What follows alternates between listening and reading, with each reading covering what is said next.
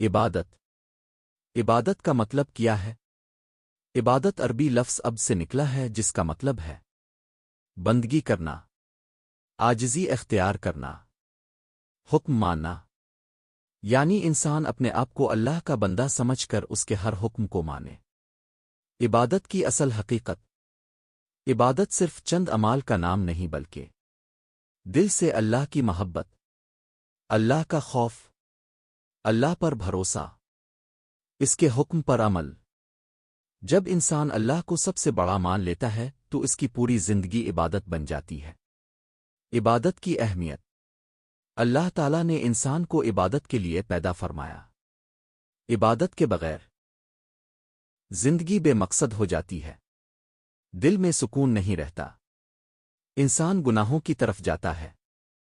عبادت انسان کو اللہ کے قریب کرتی ہے۔ عبادت کی قسمیں تفصیل: ایک قلبی عبادت، دل کی عبادت، دل سے کی جانے والی عبادت، اللہ پر ایمان رکھنا، اللہ سے محبت کرنا، اللہ سے ڈرنا، امید رکھنا، صبر کرنا، شکر ادا کرنا۔ یہ عبادت سب سے اہم ہے۔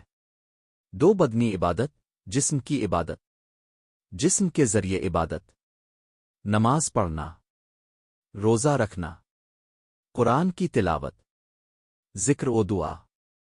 تین مالی عبادت، مال خرچ کر کے عبادت، زکوٰۃ دینا، صدقہ و خیرات، غریبوں کی مدد۔ چار بدنی اور مالی عبادت، جسم اور مال دونوں شامل۔ حج عبادت کے درجات: فرض عبادت، لازمی عبادت، 5 وقت کی نماز، رمضان کے روزے، زکوٰۃ۔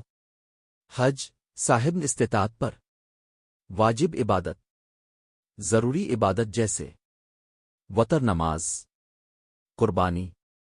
نفل عبادت زیادہ ثواب کے لیے، نفل نماز، نفلی روزے، ذکر و تسبیح۔ عبادت قبول ہونے کی شرطیں: ایک اخلاص، عبادت صرف اللہ کے لیے ہو، دکھاوے کے لیے نہ ہو۔